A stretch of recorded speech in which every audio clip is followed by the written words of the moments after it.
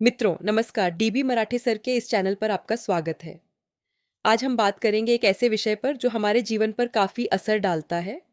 ना किसी के प्रभाव में जियो, ना किसी के अभाव में, बस अपने स्वभाव में जियो। इसे 3 भागों में समझिए।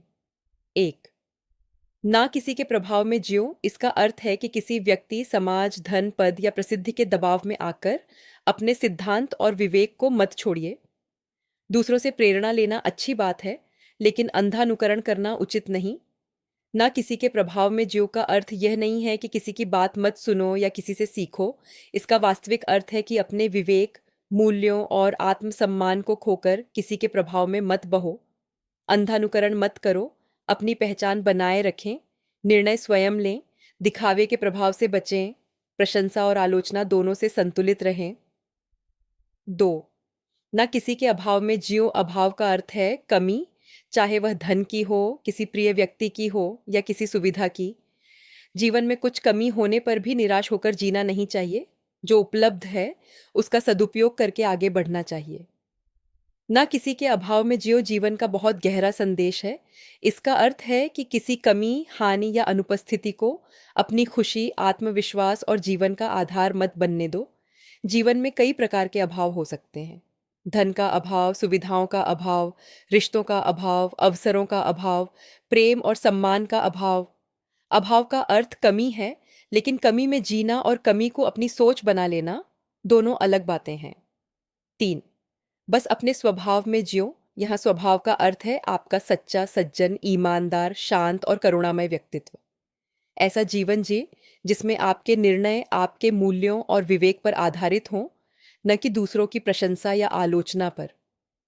हर व्यक्ति के भीतर कुछ अच्छे गुण होते हैं, जैसे सत्य, ईमानदारी, दया, प्रेम, विनम्रता, धैर्य और करुणा। इन्हीं गुणों के अनुसार जीना अपने स्वभाव में जीना है।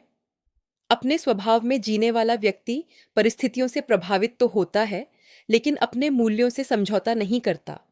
अपने स्वभाव में जीने वाला व्यक्ति दूसरों जैसा बनने की दौड़ में नहीं भागता। वह अपनी क्षमताओं और सीमाओं को पहचान कर निरंतर सुधार करता है। अपने स्वभाव में जीने वाला व्यक्ति दिखावे से अधिक सच्चाई को महत्व देता है। युवा वर्ग के लिए संदेश: दूसरों की नकल मत करो, अपनी पहचान बनाओ।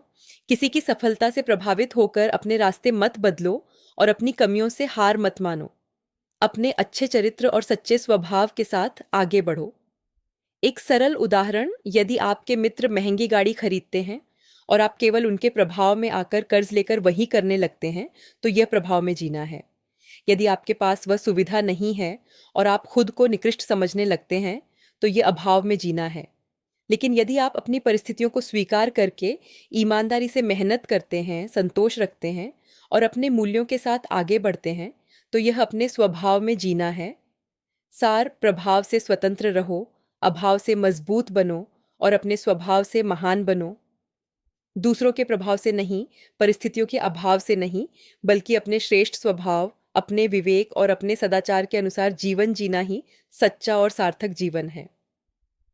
मित्रों, अगर आपको ये विचार सही लगे तो लाइक और शेयर करना, चैनल को सब्सक्राइब करना। धन्यवाद।